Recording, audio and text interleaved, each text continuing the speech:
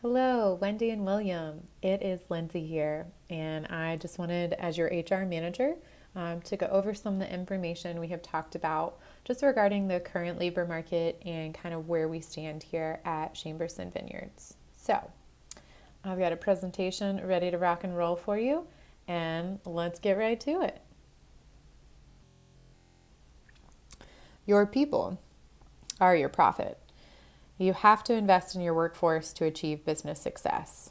So, running a successful business often means finding the right people. And while vineyards are complicated due to the nature of farming, alcohol enforcement, and the selection of the right terroir in the beginning, many of these aspects can be managed with the right person in place. So, to create a work environment that people enjoy, you have to ensure that employees are engaged in meaningful work. They have to have a chance to express their frustrations, concerns, and also bring forth ideas that can improve the work that they're completing. So we cannot create this kind of environment at Chamberson Winery without your support. So let's talk about what we can do. So first thing we're going to do is go over three major issues that I wanted to talk to you about today. So one is our labor market is super competitive right now. So Virginia unemployment is actually below the national average at 2.9 and the lowest in the region if you look at our neighbors, West Virginia and Maryland. And to further make that complicated, of course, everybody wants meaningful work. So according to ILO, which is the International Labor Organization, in their labor practices, I was reviewing meaningful and productive work is an essential element in human development. So we all know the kind of satisfaction that we get from a hard day's work doing something we love. But unfortunately, right now, 54% of people would not recommend the place that they work, and that is according to Glassdoor. Another thing is flexible work is becoming the new normal. So that can be a little challenging if you're not used to managing something like that. And of course, some of our jobs have to remain on site with the farming, but we do have a chance to lead the way in treating agriculture workers with dignity and respect, and even a chance to champion ag rights. So Dishman says that 79% of people highly consider benefits over salary when evaluating a career opportunity, and 57% evaluate health insurance, paid vacation time, paid sick time, and retirement benefits above and beyond the salary that they're being offered. Issue number three is whether or not we make smart investments. And I'm going to let you know here that I'm arguing we should, because if you invest in your people, the profits will follow. So again, International Labor Organization, when wages rise in line with productivity increases, they're both sustainable and create a stimulus for further economic growth by increasing a household's purchasing power. So let's talk about what our neighbors are doing. How do we compare? So I couldn't find a ton of retention information data out there, but I honestly think a 25% turnover for our seasonal staff is not a big deal. I know from working some other corporate roles in the area that 85% retention or that 75% retention is really good. And then we had a 40% turnover with our management, which can be concerning. And I think I'm going to bring up some ideas that could really help us attract and retain the kind of workforce you want to keep here. But just some numbers to keep in mind. Most of the folks working out in the field are making between $12 to $15 an hour at their beginning. So without any experience there, they're not being offered benefits, and it is a lot of seasonal work due to the nature of agriculture.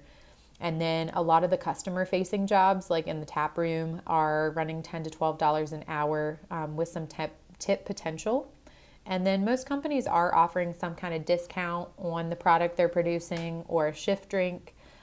Because we know with hospitality-based work that if you that you treat your employees with warmth and appreciation, that feeling will genuinely be replicated with your customers. So, what can we do now? I think we can do a lot of things. So, just a couple things I'm going to go over with you include improved benefit offerings, beginning an annual appreciation meal with our employees and their families, and intentionally increasing the employee participation for feedback and community engagement. So let's jump right into what that means. So, improved benefit offerings. I think some of the free things we can do right away include having flexible schedules and some web-based work available. So the Chicago Tribune found a 4-day work week actually increased productivity and employee satisfaction. So if you want to work with some of our management staff, myself included, to come up with some strategies for helping people figure out the schedules that work best for them and their families, we definitely have some wiggle room there. And benefits that most people are seeking include paid time off, flexible work schedule, and some kind of pay for maternity and paternity leave. So that's why I really wanted to stress flexible schedules here. I also think some things we could do include giving our part-time and seasonal workers 1 week of paid time off, which could be used for vacation or sick time when they're hired. I think our full-time employees could have 3 weeks of paid time off when they're hired and increase to a 4th year of vacation in that 2nd year. And I honestly think, and I know this is going to get expensive, but let's talk about some of the things that are going to cost. Health benefits. 46% of employers with less than 200 employees do not offer health insurance. And we're kind of right there in between the small and the micro. The micro employers employ 10 or less employees, and 57% of those employers do not offer health insurance. So it's really a chance for us to set ourselves apart and to be part of the movement towards making sure that all employees have health care and access to good health care benefits. So just diving into health a little bit more, I suggest that we look at a couple plans and offer to pay between 60 and 70% of the cost. So we're not paying for everything out of pocket, but it does incentivize quality people to come join us. I also think we should look at the numbers and create some kind of achievement incentives. So look at sales, look at production, look at customer service, and just find ways that we can aim for some realistic goals, but keep our Chamberson Winery's reputation high. And then let everybody on our team, from our seasonal hourly staff to our long-term management, be incentivized for the bonuses that they can earn. So let's see. We can also, We can also begin offering benefits like the flexible schedules. I mentioned we could do that right away.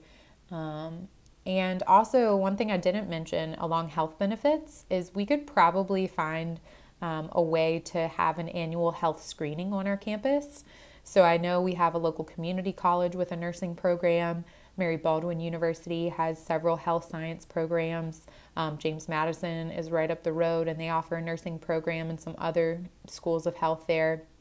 But I think it would be a really great practice if we had some kind of health screening on campus once a year, that our employees would have a chance to just get a check on their health for free. And then those students are getting that hands-on practice. So that could be a low-cost win-win to show that we care about the health of our employees. All right, and then my big one here, Employee Appreciation Day. I'm a big fan